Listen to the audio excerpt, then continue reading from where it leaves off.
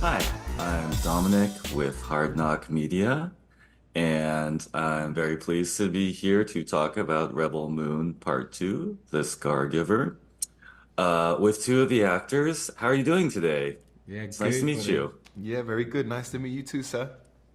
Great. And this is it fair to say you're the villains? Are we I comfortable think it's fair saying to I, say. I think it's fair to say. Yeah, I don't think we need it's to have very a ambiguous. discussion about that. Yes. No, we're the good guys in the piece.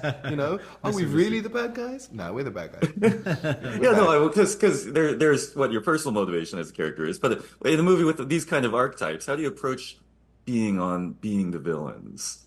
Is there a mindset or I mean, a every physical idea? villain is, like every character is definitely going to be different. The interesting motivation that I had for this, which was different from every other villain I've ever played, is I didn't want any humanity. I didn't want anything empathetic. Usually I try to really push it like, okay, how much can I get you on side? How much can I get you to understand me so that you're actually like, nah, I'm with the bad guys. Like, I get his motivation. Yeah. I could be him. With Noble, I wanted the opposite of that. And thought that was an interesting thing to try to do. And I was excitedly worried about it because I thought this could backfire. Like, usually the thing that's worked with my villains in the past is that I made them empathetical. Yeah. So there was some nuance to them. I was like, I really hope this doesn't make him like a 2D flat villain. I don't think he was, thankfully, but you can be the judge of that. But like, yeah, I really wanted to just remove all humanity and see what happened. And to be honest, when I watch it, I don't see any humanity in him. I don't see anything that I can relate to, and I don't even. There's maybe a little spot on your collar, but this is just a tiny bit of humanity left. Yeah. No, I mean, I think you did that very effectively. I mean, would you like to? Sorry, Fra, would you like to talk about? Oh, your yes, sorry. being a villain thing. That's fascinating. Yeah. It's- I can't say that I did the same as Ed in this instance. Like, I think just to commend Ed's amazing performances. No, but it's sort of wonderfully gruesome to just see evil in all of its forms because we know how far it can go, and I think Noble's drive was just pure evil, to be honest. Balisarius, I suspect, is a bit different. With the chats that I had with Zack, he came from much more modest beginnings in a different planet, hence why he speaks with his Northern Irish accent.